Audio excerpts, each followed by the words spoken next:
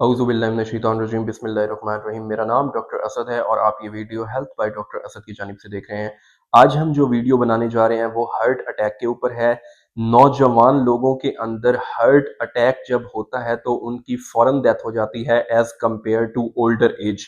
अब होता क्या है कि जो ओल्डर एज के अंदर पेशेंट्स होते हैं उनकी जो खून की नाली होती हैं, जो आर्टरीज होती हैं, उनके अंदर जो है वो इलास्टिसिटी होती है, लचक होती है, जिसकी वजह से जब क्लॉट बनता है तो वो प्रॉपर तरीके से जो है वो आर्टरीज को ब्लॉक नहीं करता, जिसकी वजह से थोड़ा ब्लड होता है वो हमारे हार्ट की तरफ जा रहा होता है, जिसकी वजह से पेशेंट जो होता है वो हॉस्पिटल तक सर्वाइव कर जाता है। अब हम नौजवान की बात करें तो उनकी आर्टरीज के अंदर जो है वो इलास्टिसिटी मुकम्मल तरीके से जो है वो नहीं होती, और उनकी जब आर्टरीज के अंदर क्लॉट बनता है तो वो मुकम्मल तरीके से जो है वो आर्टरी को ब्लॉक करता है, जिसकी वजह से हमारे हार्ट के मसल्स की तरफ जो है वो ब्लड कम से कम जाता है और पेशेंट को जो है वो अटैक की वजह से डेथ हो जाती है। अब आपने करना क्या है कि आपके पास घर में जो है वो एनजीसीड नाइट्रोग्लाइसरीन, अब जो नाइट्रोग्लाइसरीन एनजीसीड के नाम से जो है वो टैबलेट मिल जाती है बाजार से,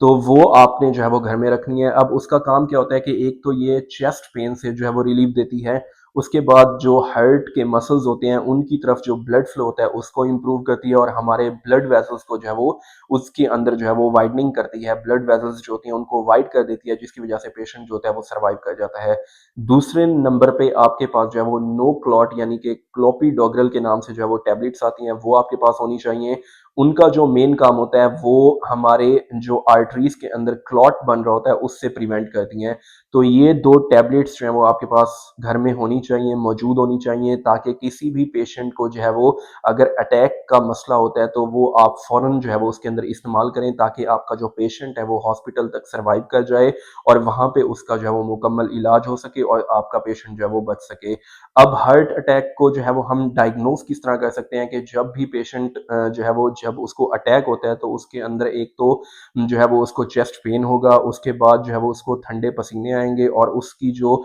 लेफ्ट आर्म होगी उसके अंदर भी पेन जो है वो रेडिएट करेगा। तो आपने जो है वो उसको डायग्नोस करना है। अब कुछ पेशेंट होते हैं उनके अंदर जो है वो इंफीरियर वॉल का जो है वो एमआई होता है। अब इसके अंदर होता है कि जो 2, 3 और एवीएफ जो होते हैं, उन लीड्स होती हैं, चेस्ट लीड्स होती हैं, उनके अंदर जो है वो जब भी ब्लॉकेज आती है